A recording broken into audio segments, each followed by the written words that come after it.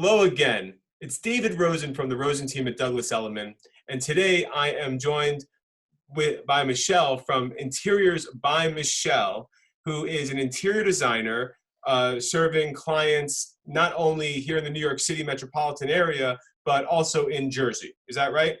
Correct.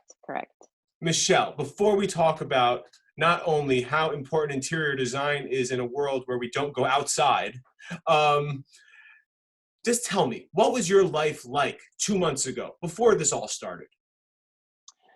Wow, David, first of all, thank you for having me. It sometimes seems like it's been a long time, and yet sometimes it seems like it was just yesterday that we were out. So, before this, I was working with my clients in New York, in New Jersey, coming into the city a couple of times a week, whether I'm sourcing fabric or materials, driving to different locations, seeing how progress is going. And Michelle, let me just, for Yeah. our audience, because I've been doing real estate for 16 years, and I didn't even understand the scope of what an interior designer does and how vital they are to every step of, creating a nice home out of a not nice home. So when you talk about design, Mhm. what is the scope of things that you would help a client with? So the customer who's watching right now might understand, or the person would understand.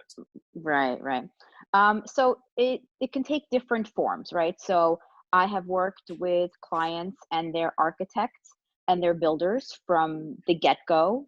Once they find a space that they want, there's a lot of elements that you don't see that go into the design of a space. So before you can think about, oh, I want to have a dining room set, and people think, oh, I'm going to go buy a dining room table.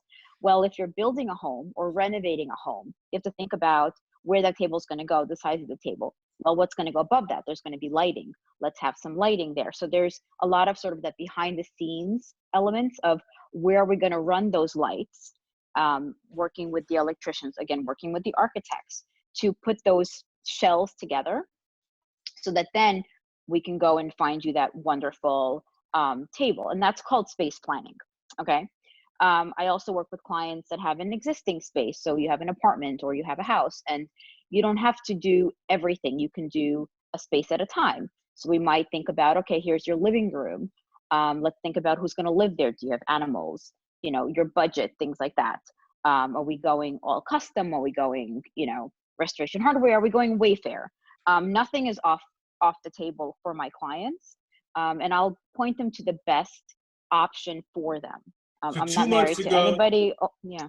2 months ago, a person wants to buy a home, renovate it, repurpose their existing space, whatever it is, whether they're picking floors, paint colors, fixtures, chandelier, Exactly. tile, paintings that go on the wall, what the Exactly. doorbell looks like, Yes.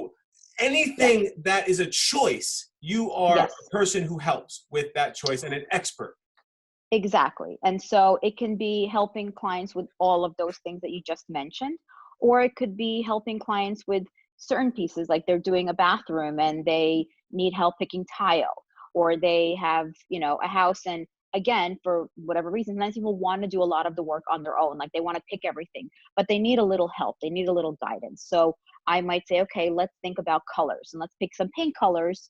And, so it really depends on sort of what the client wants, or at the tail end, they've bought everything, but to get that really finished space, it's what we see on Instagram or in magazines. The truly finished accessorized space requires art and pillows and rugs and window treatments, kind Well, of like the before we art piece get that you too have deep in, into it, behind there. Yeah. what if the client doesn't know what they want?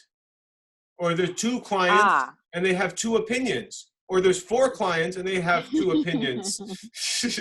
Um, so they come to me as the expert, and I can sort of read a person a little bit. I can see, I've gone into their closets to look at the kind of clothes that they wear or the type of Oh, job that they have, just to pull maybe styles or colors or, the vibe of what they like.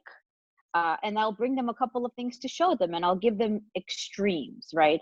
I'll give them sort of a groovy vase maybe, and a crystal Waterford vase, just as an example of a picture.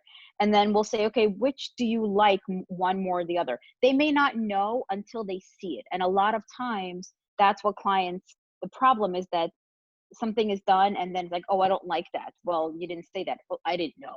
And they don't know. Does that ever happen? Hopefully not, because that's an expensive that's an expensive room. So you work in steps with clients that are not sure, and it's not, like you would see on TV where it's like, here's your whole room done. It's not that. It's a step at a time. You might do the bed, and then they like the bed, and then you have a plan. I have a plan, and I've shown them the plan, but we do it in steps so that they're comfortable with each thing. And it definitely, now in the climate that we're in, all of those spaces, as big or small as you have, are really a testament to what you like and what you don't like, and what you didn't know you didn't like, and more importantly, what you didn't know you didn't need, like a good task chair, because everybody's working from home, and those dining room chairs are not going to cut it. Well, so let's jump right into that. There's two questions I want to ask you, and they kind of maybe dovetail. So, Okay. 2 months ago, we've just defined what it meant to be, moving and grooving. But Right. fast forward, how did those first 2 to 3 weeks affect your business, and what did you do as a result? I tried to wrap up, I would say, some of the smaller projects that I had, or realistically put them on hold. I can't go source things in stores. I can still use the internet, obviously, but I'm frequently there on behalf of my clients, accepting those deliveries, signing off on those deliveries, making sure that desk is in good condition before the delivery guys leave. And obviously, I can't do that anymore. And at this point, my clients don't want anyone there anyway. So I tried really quickly to finish off and say, okay, we're going to stop here. And this room we know is not done, or this house is not done, but I know that I can't leave right now. And even if they were, everybody had a different stop moment, right? I'm in Bergen County. Mine was a little bit sooner than some people in the city. And so it was a little bit hard for them to understand what I was saying. And I was not dropping them. I was just saying, starting tomorrow, I can't leave my house. And they So probably didn't understand you, but they understand you now. So, they do.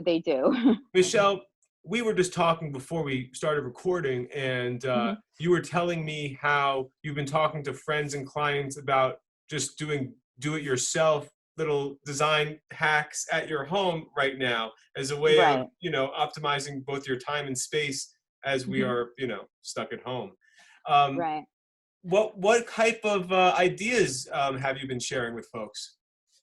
One thing I've been telling everybody, no matter how big or small your dining room is, most likely that is not the main place that you eat.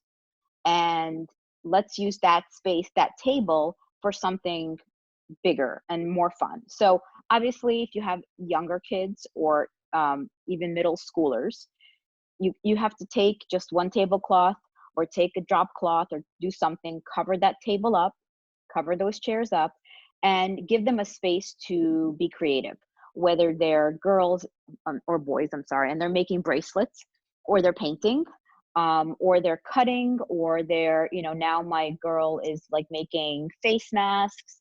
I mean, they just need a place to be, and you have to be okay with it just being like that. And yes, it's in the middle of your home, but they need an outlet. Um, Puzzle time with families. I mean, we love puzzles, so we've done a few of these like crazy intricate puzzles. We have one that is now made out of wood, and they're these funky pieces, and they're about a 1/4 inch thick wood. How cool. um yes, and so there's lots of, so that's one thing, is repurposing and reusing that dining room for something that you can all use. It can't, unless it really needs to be, it's hard for it to be somebody's office, because it's in the middle of your space. So it just has to be a place where everybody can do something. Very, very interesting. One thing I mean to ask you as an interior designer is what we've noticed in the real estate brokerage community, obviously, is that people TV watching situation has changed. I no longer have a TV. It was one of the best things I ever did. It was hard for me. And I also had something called a PlayStation. I don't know if you ever heard of that, but I had a PlayStation and I had an played on Atari. it I mean, and got rid of that, the TV. But from a design perspective, it really opens things up.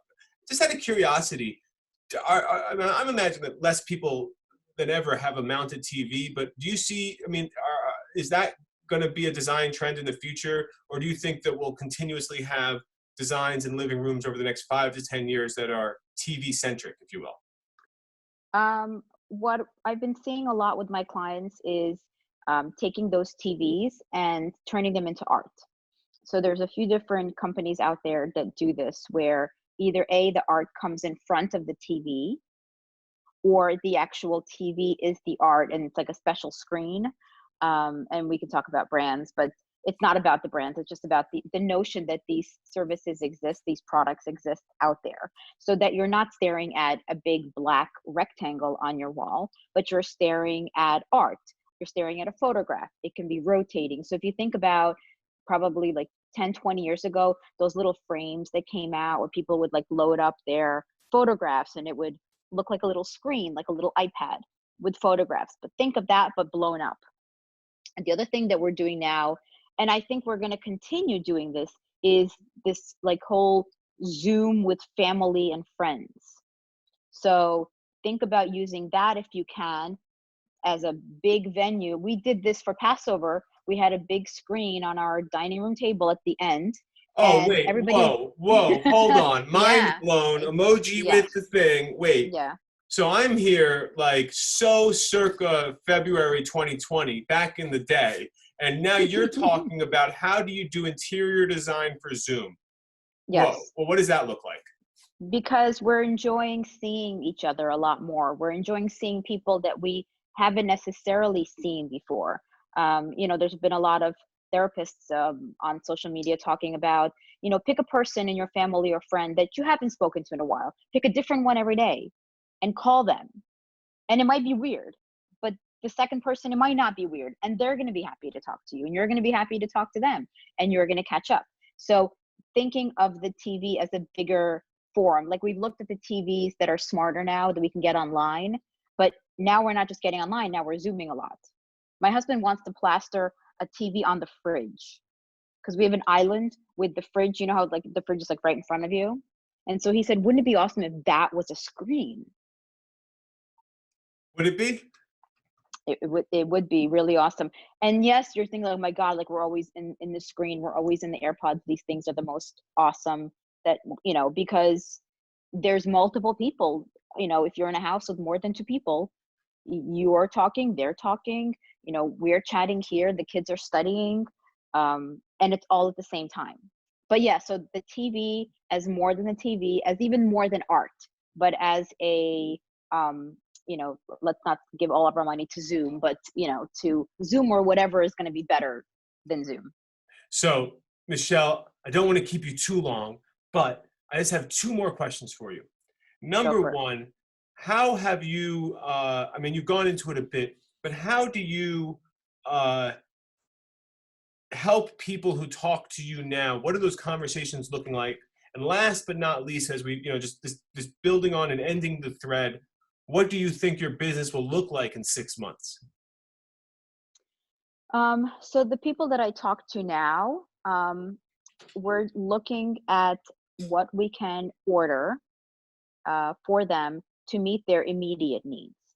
So if they are living in the space, right? So if it's not just like a renovation that you're living somewhere else, but if you're in that space, what can we get delivered to you fast, that is either going to be used exactly the way we want it or used for something else later, um, that is maybe pre-assembled, that can be, delivered and left outside, because again, not everybody wants or is comfortable having anybody walk into their home yet.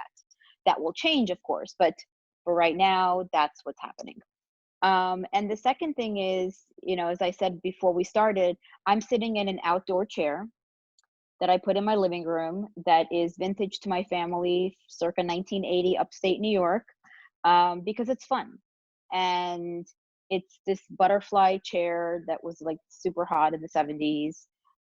And so do something that's fun and use your space in whichever way you need to.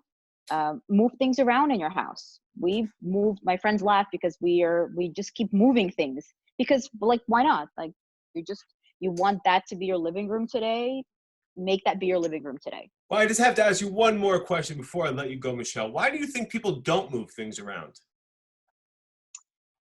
Because they're scared and they don't know. So one of the reasons two reasons people hire an interior designer. One, they don't have the time.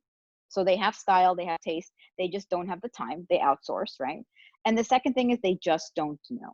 They don't know what to do, or they walk through a house when they buy it and like yellow walls. And I've heard this, oh, I don't know about this house. I don't like the yellow walls. I'm like, are you kidding me?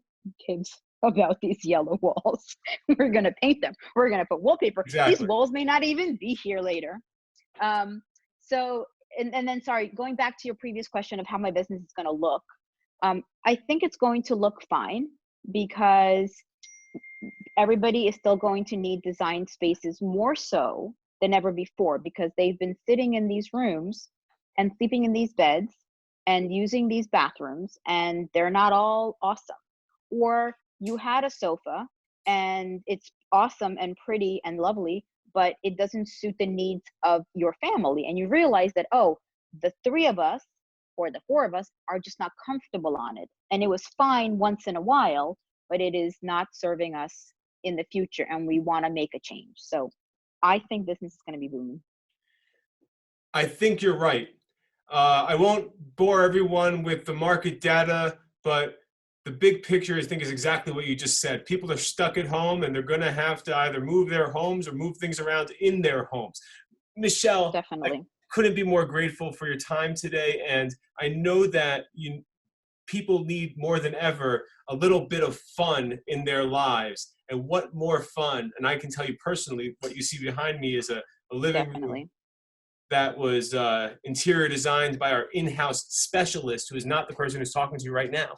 And she is amazing and did a wonderful job. And I'm very grateful. And I can tell you every day I wake up, my jaw drops. I'm so happy.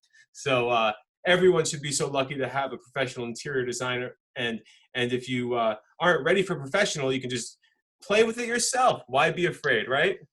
There's nothing, you can't make a mistake. I mean, what's the worst thing? You put the couch in the wrong spot, so you move it.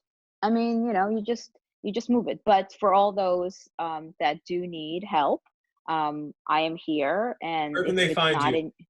So they can find me at interiorsbymichelle.com. I'm on social media, so I'm on Instagram at interiorsbymichelle.com. And so they're going to need potentially a new space to live because they're going to be so sick and tired of where they are. So they're going to come to you, David, and then they're going to want that space to be the best that it can be, and that's where they're going to come to me. So, well, for those people who are lucky enough to take charge and make those choices and have the best possible home with the best possible design, and who are wonderful people, we look forward to working with those people. Yes, definitely. Only those. Michelle, thanks a lot. Wishing you and your family well. Talk to you later. Yes, you as well. Bye-bye.